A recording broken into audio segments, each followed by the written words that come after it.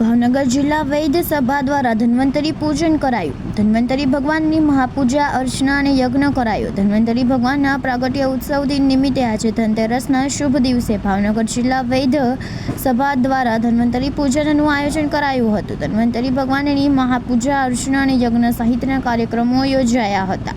દર વર્ષની માફક ધનતેરસના પવિત્ર દિવસ નિમિત્તે ધન્વંતરી ભગવાનનો પ્રાગટ્ય દિવસ ઉજવવામાં આવે છે। આ દિવસના આયુર્વેદ ડે પણ મનાવવામાં આવે છે।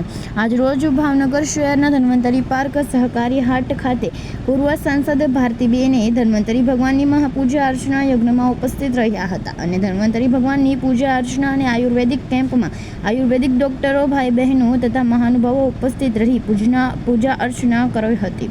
કેમેરામેન બિજલભાઈ માલિક સાથે રિપોર્ટર ફિરોઝ મલિક, ભાવનગર।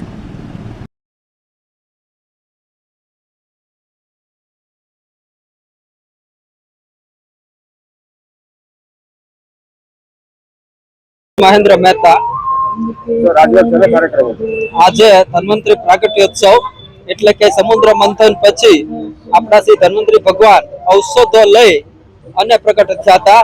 એ આજનો દિવસ છે અને અહીં અમે દર વર્ષે ભગવાન શ્રી ધન્વંતરીનું પૂજન અર્ચન યજ્ઞ તથા મહાપ્રસાદ આશરે 300 ડોક્ટર જેટલા આ પૂજનમાં ને એમાં સહભાગી થાય છે અને દર મહિને પણ અમે અહીં પૂજન કરતા હોઈએ છીએ।